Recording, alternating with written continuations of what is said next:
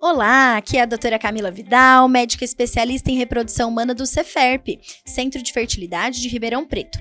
Seja bem-vindo ao podcast Papo de Tentante, um espaço onde compartilhamos informações sobre o universo das tentantes em busca do tão sonhado positivo. Aqui você poderá compartilhar suas experiências, se inteirar sobre os assuntos de reprodução assistida e ainda conferir relatos de mamães que já passaram pelo tratamento e tiveram seu positivo. Você também poderá conferir novos episódios quinzenalmente e assistir ao episódio em vídeo pelo YouTube do Ceferp. Vamos ao episódio de hoje? Oi pessoal, sejam muito bem-vindos a mais um Papo de Tentante e a gente vai continuar nessa temática especial sobre doação e recepção de óvulos e hoje a gente vai falar um pouquinho sobre como escolher a doadora de óvulos. Uma vez que a gente está preparada para seguir para esse tratamento, quem pode ser a doadora? Como é que a gente vai fazer essa seleção? O que eu, como receptora de óvulos, tenho que levar em consideração? Então, para isso, estou recebendo convidados aqui muito especial. Muito obrigada por vocês participarem. Vou deixar, em primeiro lugar, vocês à vontade para se apresentarem para quem não conhece. Vamos lá. Eu sou a Lívia, sou uma das enfermeiras do Ceferp. Atualmente faço a gestão de gametas e auxilio no pareamento das doadoras e receptoras. Quem tá ouvindo com sua voz... Com muito carinho, muito amor. Então quem tá ouvindo sua voz e é paciente nossa, já tá assim, olha, tenho certeza. Espero que sim. Muito bem, meu nome é Marcelo, eu sou embriologista. E a minha intenção aqui é trazer um pouco do que acontece no laboratório nesse processo de ovodoação e recepção. Perfeito. É um prazer, obrigado pelo convite mais uma vez. Prazer é meu. E a gente estava gravando um episódio anterior falando também sobre a questão psicológica, sobre como escolher, né? Como lidar, na verdade, quando é uma das opções de tratamento, o tratamento com óvulos doados. E uma vez que a gente, de certa forma, resolve essa questão psicológica, vem junto essa questão técnica, né? De que, meu Deus, e agora? Eu tenho que escolher o que eu tenho que levar em consideração, o que eu não tenho. E acho que uma das primeiras coisas que a gente poderia abordar seria de onde podem vir esses óvulos, né? Porque isso pode trazer também algumas particularidades, né? Então, vou começar falando um pouquinho dessa parte clínica e aí a gente pode ir abordando essas particularidades também. Porque assim, quando a gente fala em fazer o tratamento com óvulos doados, a gente pode tanto receber óvulos de uma doadora anônima, que acaba sendo ainda hoje o que é mais comum, né? E aí dentro dessas doadoras anônimas, existem doadoras que estão fazendo o tratamento na clínica, que são as doadoras compartilhadas, e existem aquelas doadoras voluntárias, então aquelas que estão passando realmente só para disponibilizar os óvulos para doação, e dentre também as doadoras anônimas, existem aquelas das fontes de bancos de óvulos, né, que normalmente são bancos internacionais. E fora essa possibilidade, existe também receber gametas, no caso óvulos, de parentes até quarto grau, então de até prima, né? E cada um tem os seus prós e contras ali, as suas particularidades, né? Sim, atualmente a resolução define a idade até 37 anos. Essa paciente não pode ter histórico de doenças infecciosas, ela passa por uma série de rastreios, né, de exames. Então, exames iniciais, para que a gente possa considerar essa paciente apta para doação. Então, elas são submetidas a cariótipo, eletroforese de hemoglobina, os exames sorológicos. Precisa ter uma reserva ovariana compatível, né? Uma quantidade de folículos que seja viável para o tratamento, para que fique uma boa quantidade tanto para o tratamento dela, quanto para a receptora. E também tem que ter um histórico clínico, né? Dentro desses requisitos, tem um histórico... toda uma avaliação muito criteriosa da parte clínica, da parte laboratorial. E depois, quando iniciam a estimulação ovariana, tem mais um segundo momento de exames, né, doutora, para checar toda essa parte de PCRs, né, exames que vão determinar também a segurança para utilizar esses óvulos. E isso eu acho uma coisa muito importante da gente falar, porque às vezes a paciente que vai receber os óvulos tem um certo receio, né, Sim. de como é que eu vou confiar, entre aspas, na procedência desses óvulos, né? Tudo começou com uma avaliação clínica dessa paciente, a gente conheceu o histórico, e tem uma lista enorme de exames que a Anvisa coloca como obrigatórios, né? Sim. E muitos deles deles começam a ser feitos antes da paciente até se cadastrar como uma potencial doadora, né? E cada vez mais a Anvisa vai colocando outros critérios que trazem uma segurança maior. Então, por exemplo, você comentou, né, dessa questão do cariótipo e da eletroforese. Para quem não sabe, esses exames são exames de sangue. O cariótipo avalia a nossa carga genética, então todos os nossos cromossomos ali em número e estrutura, e ele já vai dizer se a gente tem um risco aumentado de fornecer óvulos com alteração genética, né? Então, ele já traz uma informação a mais também da doadora, e a eletroforese também é um exame de sangue que rastreia aquelas anemias hereditárias, então anemia falciforme, talassemia. Então, são exames que até há um tempo não eram obrigatórios, que a Anvisa incluiu recentemente, mas que trazem mais segurança, né? O que você colocou dos exames de quando a doadora começa também. Então, para vocês terem noção, né? Vocês que estão escutando a gente terem noção, por exemplo, para a paciente ser doadora de óvulos, ela fez lá atrás um exame de sorologias, sífilis, hepatite B, C, HIV. Aí, quando ela começou o tratamento, ela não só teve que repetir esses exames, como ela teve que fazer exames mais específicos. Então, assim, a gente vai pesquisar o HIV, entre aspas, no método tradicional e pelo PCR. A gente vai pesquisar as hepatites tradicionais mais PCR. Faz exame de urina para pesquisar clamídia, gonococo. Tem suave do COVID, que a gente ainda faz. Tem exame do Zika. Hoje a gente praticamente não escuta mais falar do Zika, mas essa paciente tem que fazer o Zika quando ela está em tratamento. Então, isso traz uma segurança muito grande, inclusive para a parte da manipulação desses gametas no laboratório, que é algo que a gente controla bastante também, né, Marcelo? Sim. O importante colocar em relação a essa seleção, esses critérios, na verdade, de seleção que são adotados, que a Anvisa é um órgão que é um dos órgãos do mundo que mais tem a preocupação com a qualidade. Uhum. E os critérios para a clínica de reprodução humana, eles vêm nós somos categorizados como banco de célula e tecido germinativo. Então, nós nos enquadramos também nos critérios de qualidade como banco de sangue, por exemplo. Então, o que a gente precisa fazer para liberar a doadora não é diferente, em alguns aspectos, dos critérios para quem doa sangue, para quem recebe sangue. Então, ele é muito seguro. É que essa preocupação, para quem está assistindo, eu imagino que a maior parte das pessoas que estão interessadas no assunto são receptoras. É realmente o que eu tenho daquela doadora, quais informações eu posso ter, será que é seguro realmente usar essas células?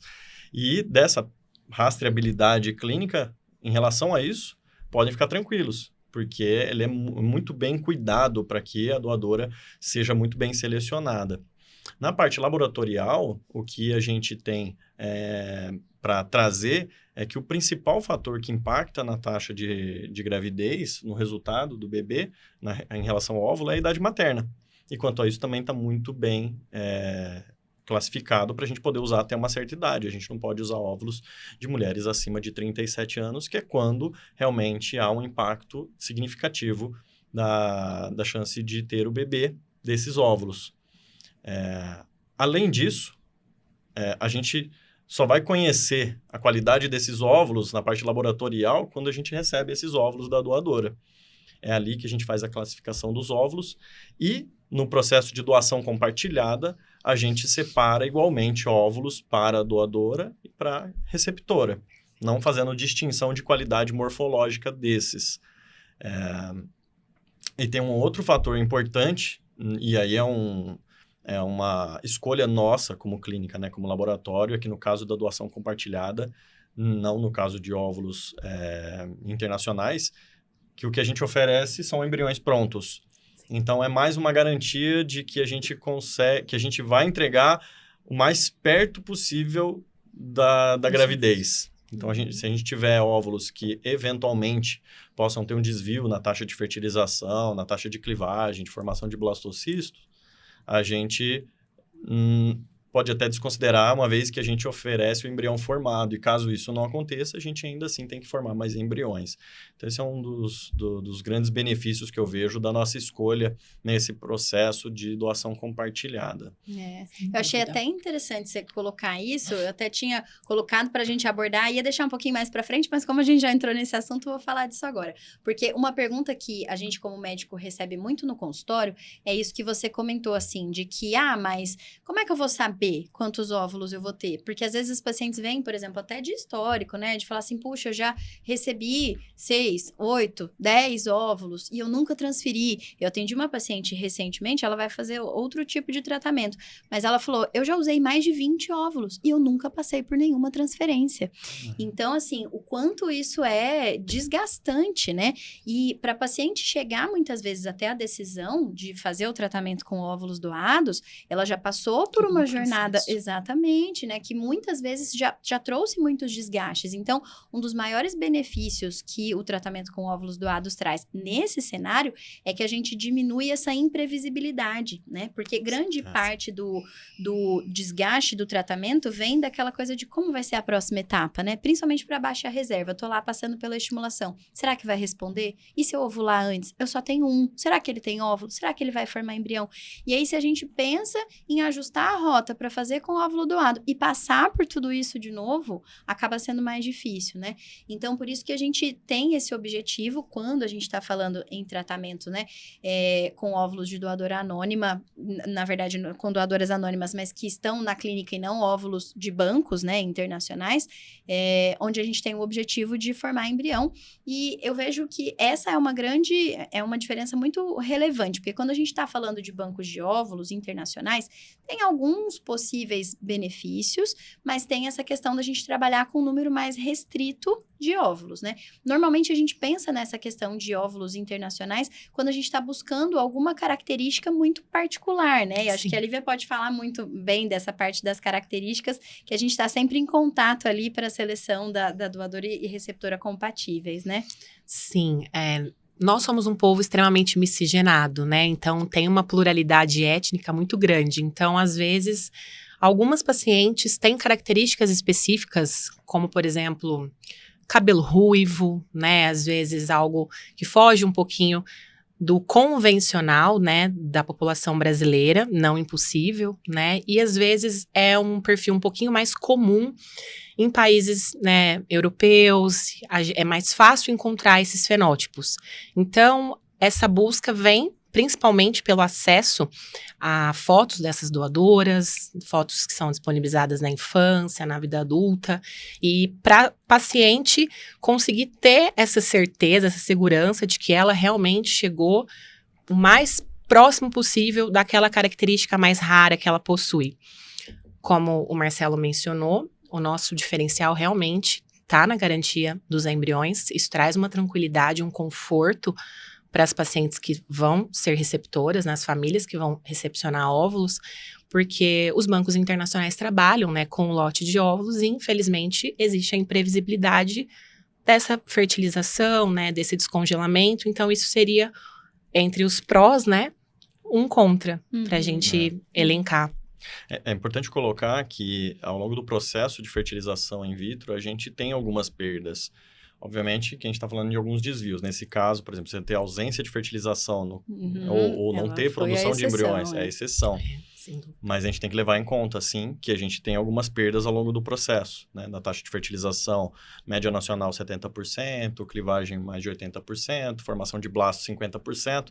Então, é o clássico funil da FIV, né? Então, a gente vai tendo perdas ao longo desse processo e depende da quantidade inicial de óvulos que a gente tem, a gente vai ter uma quantidade de embriões formados menor, que pode chegar, pensando em blastocisto, aí até 50% de perda.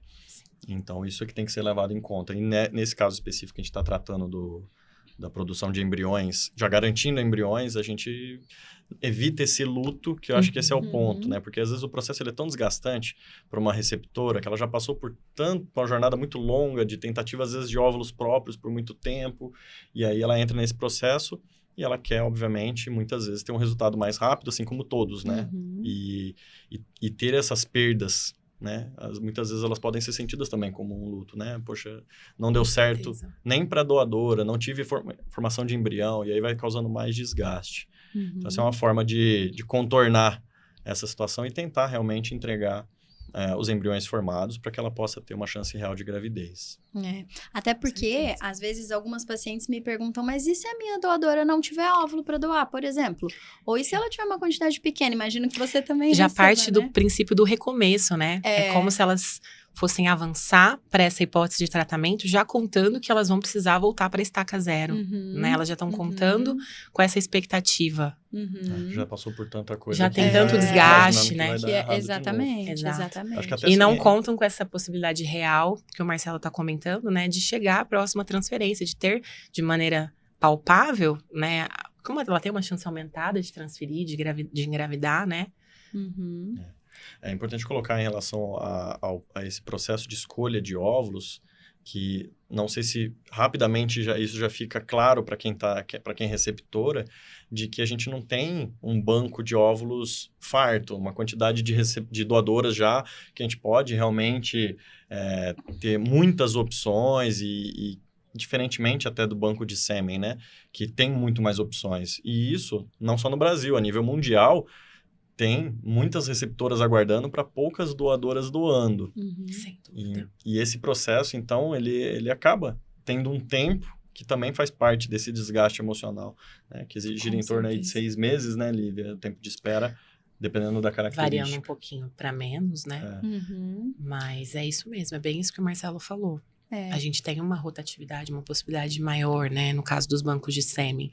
Uma paciente, uma doadora, ela passa já por um tratamento, né, doutora, que tem que ser levado em consideração o tempo, né, um procedimento invasivo, tudo é mais delicado, né, do que no caso de uma doação de sêmen, por exemplo. Que acaba sendo um momento de ir lá, fazer uma rápido coleta e tá tudo certo, Sim. né? A gente, dentro do processo da escolha da doadora, também acho que é importante colocar que é uma dúvida que eu vejo que é muito comum, na verdade, não é dúvida, acho que é uma constatação que a Lívia pode até trazer com muito mais propriedade, que o critério da seleção, muitas vezes, ele passa por um crivo muito minucioso.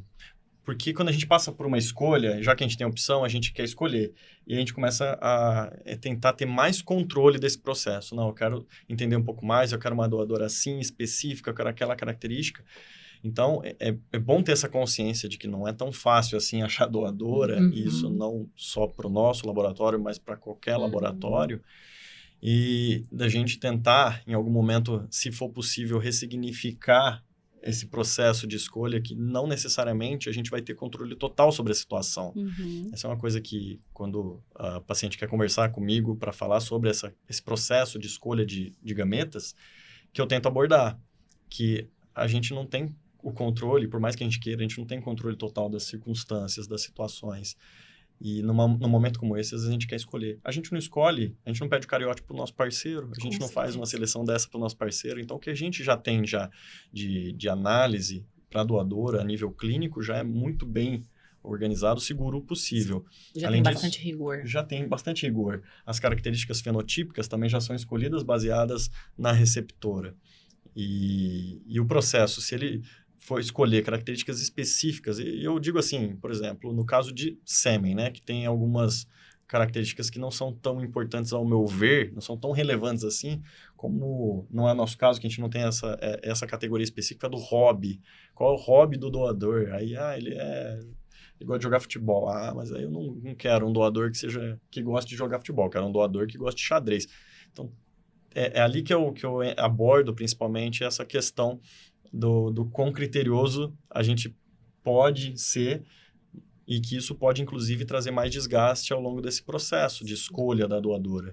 Então, a gente, em algum momento, ressignificar esse controle e flexibilizar para que o caminho aconteça, né? Para que a gente possa desenvolver aquele embrião, que a gente não tem controle das características também do bebê, muitas vezes. Que não necessariamente o bebê vai nascer exatamente com as características Isso é muito legal, que o Marcelo tá falando, eu concordo muito, muito. Realmente, é importante ressignificar e ver o quanto vale a pena, né, se apegar a alguns critérios que não vão impactar no sucesso do tratamento, né, e que vão, às vezes, tornar a tua espera, a tua jornada mais longa, né, do que o necessário, né?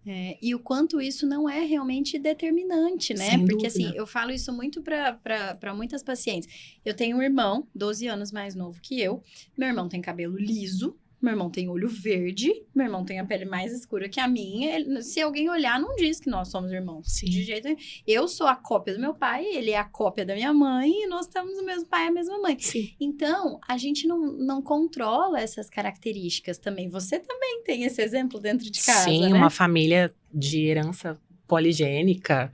Nós somos todos da mesma família e totalmente diferentes. Então, isso é muito incontrolável. Eu tenho uma mãe com traços indígenas, né? Minha mãe tinha traços marcantes de família indígena e misturando com os genes do meu pai. Mas, claro, a gente ficou bem, um pouquinho parecido com cada um, mas sem a cara de ninguém. É engraçado isso, né?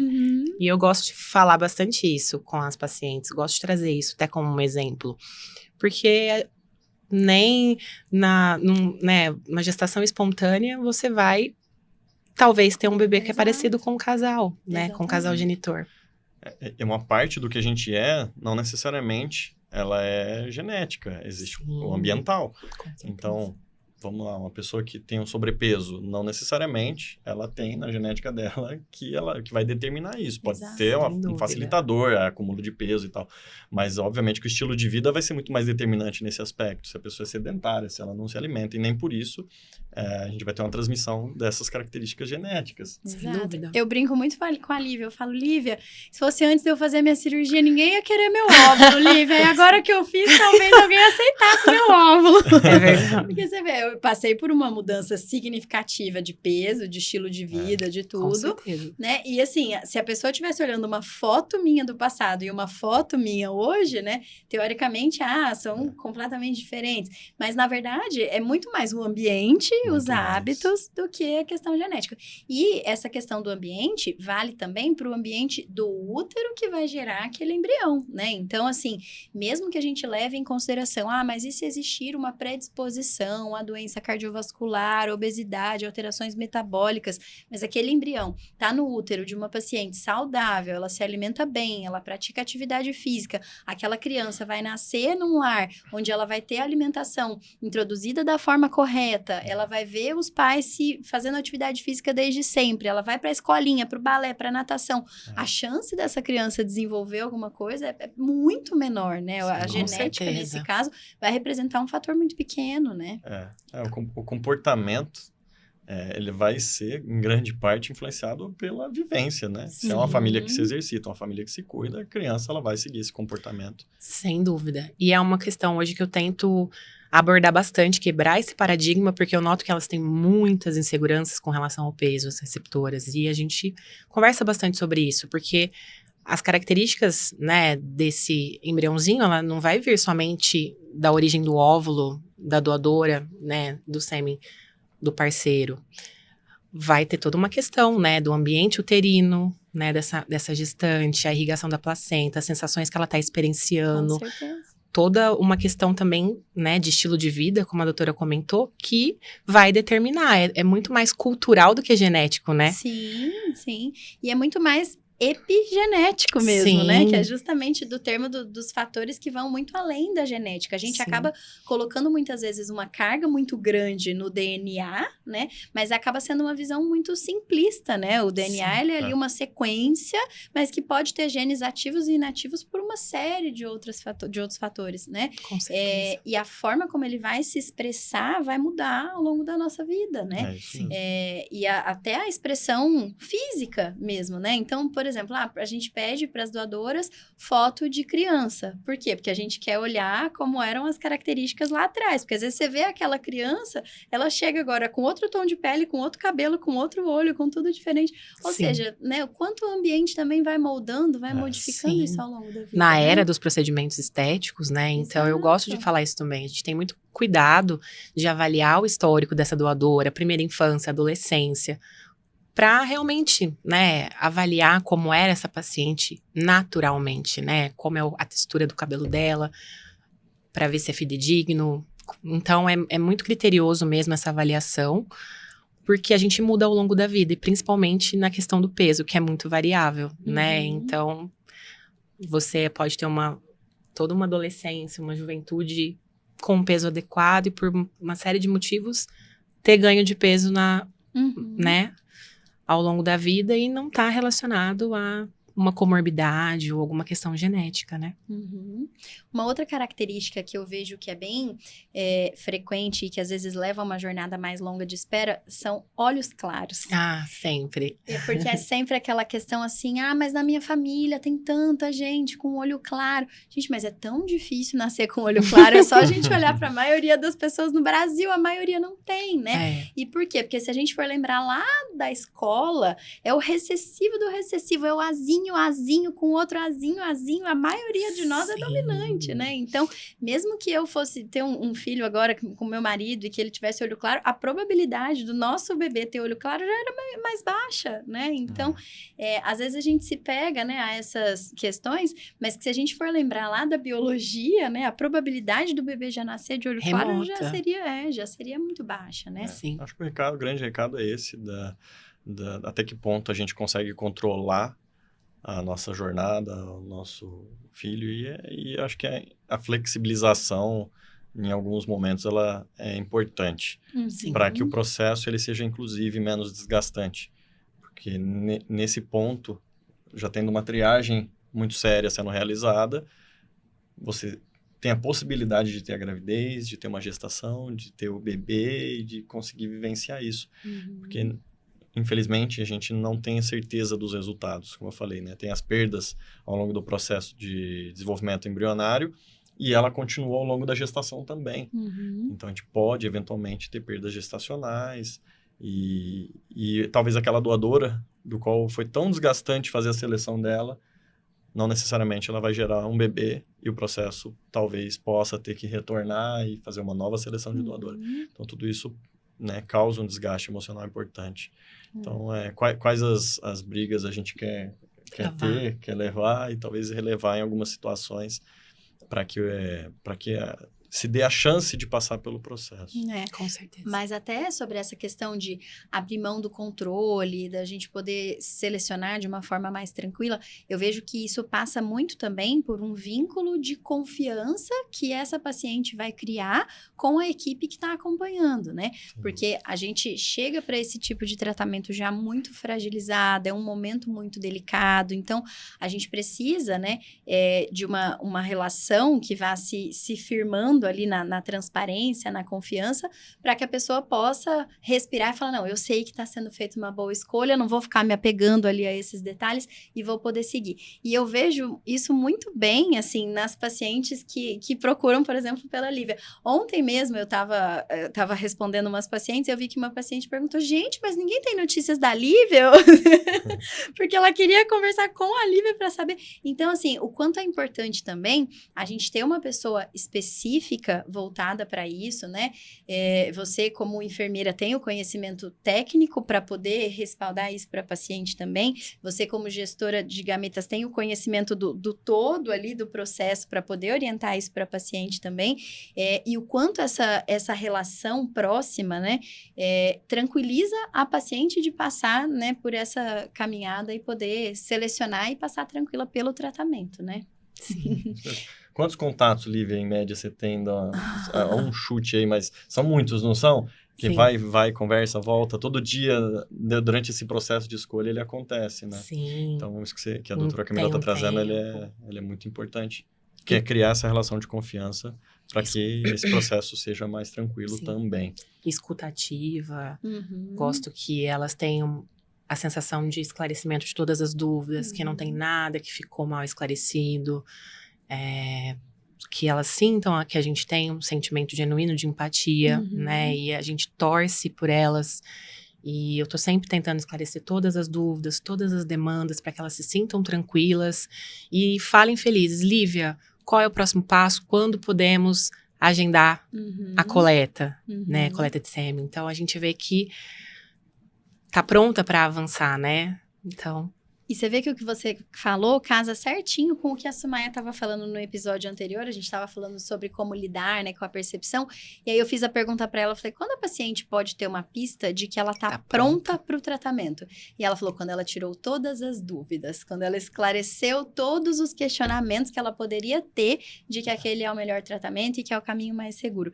Então, ela ter essa janela ali, essa oportunidade com você, faz com que ela vá se preparando até o momento que ela fale, agora eu tô pronta, tô feliz, tá aqui a ficha da minha doadora, vamos seguir. Sim, né? E ela vai solidificando um sentimento, uma segurança, né? E vai se fortalecendo até para essas questões que o Marcelo também pontuou, né? A doutora Sumaia comentou isso também, né? O desfecho a gente não consegue saber, o resultado, mas pode fornecer ferramentas para ela poder lidar melhor com essas possíveis situações favoráveis ou negativas, né? E ressignificar tudo, se sentir bem, confiante e voltar, né? Isso é muito... Se for a necessidade dela retornar para uma outra tentativa. Isso é muito importante, porque é o que tem se falado tanto na saúde, né, em geral, que é colocar o paciente no centro do cuidado. Né? Que a gente, no processo de certificação nosso de qualidade, há 7 anos atrás, a gente começou a ouvir e, inicialmente, às vezes não fazia tanto sentido. O que é colocar o paciente no centro do cuidado? Ele tem conhecimento para tomar as decisões, então, não necessariamente é o paciente fazendo sozinho o caminho, mas, na verdade, é ele entendendo, compreendendo, estando ciente, participando das decisões, né? Para que, justamente, se respeite o caminho que ele quer passar. Eu lembro do meu início, né? Já agora, 19 anos atrás, quando o Dr. Jorge e o Dr. Joaquim faziam as seleções para doadora e receptora, né? E ele era muito mais... por conta do comportamento das pessoas, né? Assim, era uma escolha assim, vai ser essa paciente. Tá bom, vai ser essa doadora, já temos óvulos para fazer o seu tratamento. E esse processo era mais curto, só que ao mesmo tempo não tinha esse envolvimento, não tinha essa conscientização, né? Tinham muitos pacientes na época que não sabiam a diferença de óvulo e embrião. E hoje o paciente ele traz uma consciência muito maior, obviamente que tem a ver também com a quantidade de informações que a gente tem acesso hoje, o fato da gente poder trocar experiências com outras pessoas, né, com outras tentantes, e isso tudo empodera o paciente a tomar a decisão junto, né, a participar junto. E é muito produtivo, é muito bom que seja assim. E, obviamente, que tem que ter abertura de ambas as partes, né, de entender como é que funciona essa relação do paciente no centro do cuidado. Não é nem o médico tendo uma postura, a clínica em si, né, tomando uma postura de vai ser assim, tem que ser desse jeito, porque é assim que é, e nem necessariamente o paciente também fazendo a mesma coisa. Então, ter essa harmonia, essa troca, essa flexibilidade relação. dos dois lados, né? Exatamente, é o relacionamento, essa conexão entre as partes, para que o processo seja muito bem vivido e que a frase que a gente tem usado bastante é que que o paciente não tenha arrependimentos do processo que foi escolhido. Eu participei, estou consciente, passei muito bem e estou bem com a escolha até aqui. Sim, até porque não existe autonomia sem informação, né? Eu não posso, como médica, falar para o meu paciente, escolhe aí, o que você acha melhor? Você acha melhor fazer isso? Não, é minha responsabilidade de trazer a informação, te orientar os prós e contras, e aí sim nós vamos construir juntos uma melhor decisão. Então, isso passa pela transparência, né? De nós, como clínica, em todas as etapas, para que o paciente possa realmente estar no centro e ter a ferramenta para participar da decisão, né? Então, isso passa por como a gente vai se portar e passar as informações para o paciente também, né? E a gente falou um pouquinho dessa questão de controle, do quanto às vezes a gente quer se sentir no controle. Isso vai um pouco também para algumas questões genéticas, né? Desde o tratamento com óvulo próprio e o tratamento com óvulo doado também. Então, até com óvulo próprio, às vezes eu escuto muita paciente fala assim, já que eu tô fazendo uma FIV mesmo, então já vou fazer o estudo genético desses embriões, já que eu tô aqui, né? E aí a gente fala, fala, olha, não é bem assim, tem os prós e contras, né? A gente tem que colocar na balança. Então, esse mesmo raciocínio a gente traz para o tratamento com óvulos doados, né? Acho que você pode colocar, Marcelo, um pouquinho da parte técnica dessa questão da análise genética. Eu sei que não é o foco do episódio, mas só para a gente poder colocar todo mundo na mesma página, para a gente entender um pouquinho sobre ser viável ou não esse rastreamento a mais da parte genética, né? Perfeito. A gente tem algumas ferramentas na parte laboratorial que a gente pode utilizar no desenvolvimento embrionário.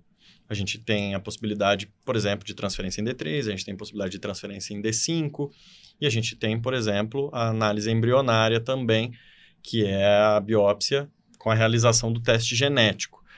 E ele tem as suas indicações. Como é que funciona a técnica?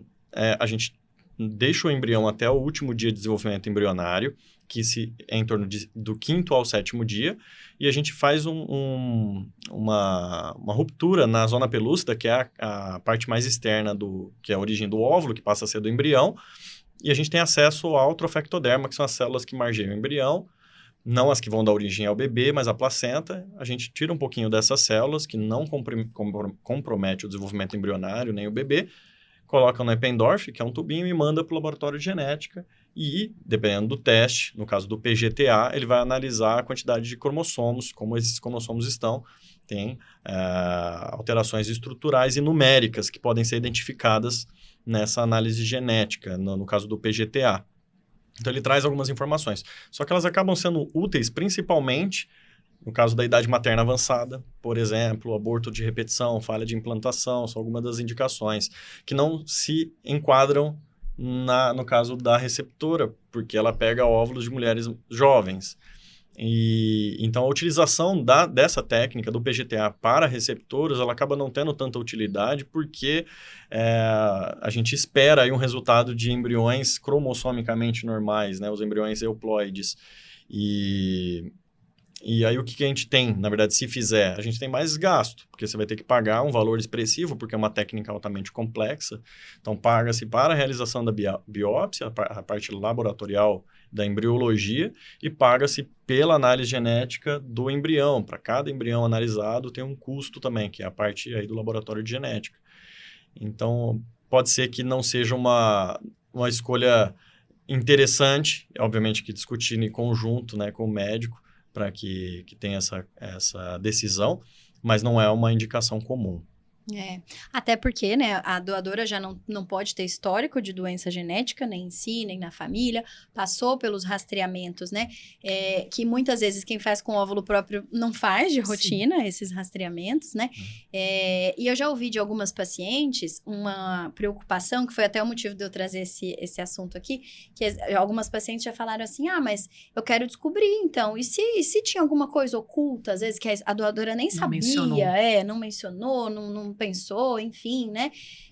Mas aí esse tipo de análise especificamente, a gente, quando é o PGTA, a gente não consegue rastrear, né? Porque o PGTA, ele vai avaliar alterações no cromossomo como um todo, né? Então, se a gente tá pensando, mas isso, gente, isso pode acontecer até, por exemplo, comigo. Eu fui lá, engravidei espontâneo, meu filho tem alguma coisa e eu não sabia, porque eu não sabia que eu carregava isso na minha família. Carregava o gene. Exatamente. Então, acho que é mais esse conceito. Mais uma vez, eu vou forçar a barra pro lado da genética, porque a gente lembrar lá da herança dos genes, né? Lá dentro dos genes, herança recessiva. Então, eu tenho que carregar o gene Azinho, meu marido tem que carregar o Azinho.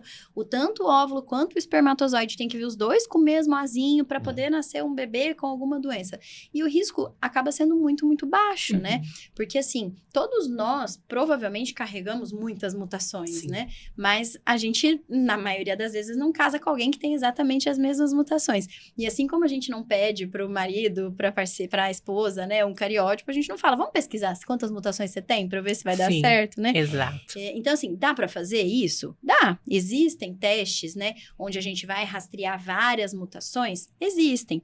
Dá pra gente, como receptora de óvulos, falar, então eu quero que a minha doadora faça esse rastreamento. Dá. Ela vai lá, vai né, custear o exame para que a doadora pouco faça. Encontrei mutação. Isso significa que ela não pode doar? Não, porque provavelmente se eu fizesse em mim também acharia, em você. A diferença agora que a gente sabe, então a gente vai lá fazer o exame em quem vai fornecer o espermatozoide.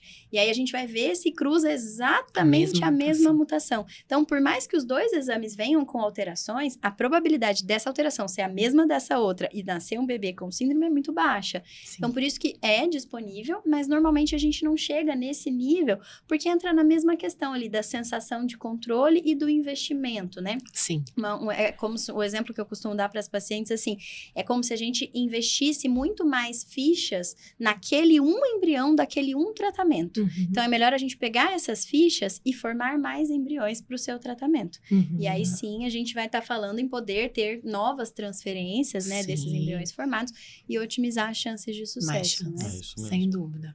Bom, então acho que a gente conseguiu abordar os temas mais frequentes, né? Mas se você que está escutando a gente ficou com alguma dúvida, quiser fazer qualquer observação, outra pergunta, manda pra gente nos nossos canais, no Instagram, que vai ser o maior prazer receber eles de volta aqui pra gente conversar mais. E agora, pra gente encerrar, vou passar a palavra para vocês e queria convidar vocês a deixarem um recado de esperança, de motivação para quem tá nessa jornada aí como receptora de óvulos, seja quem tá escolhendo ainda a doadora, ou que já está em tratamento, ou já passou por algumas tentativas, enfim, quem está nessa caminhada linda pela maternidade. Muito bem, obrigado mais uma vez pelo convite, de estar aqui hoje compartilhando um pouquinho do nosso conhecimento, de falar um pouco desse projeto que é o Sonhar Juntos, de doadora e receptora, ao lado da Lívia, que é a responsável, que cuida muito bem dessas pacientes que passam por esse processo, que faz parte do recado que eu quero deixar, que é a gente pensar de forma positiva, de agradecer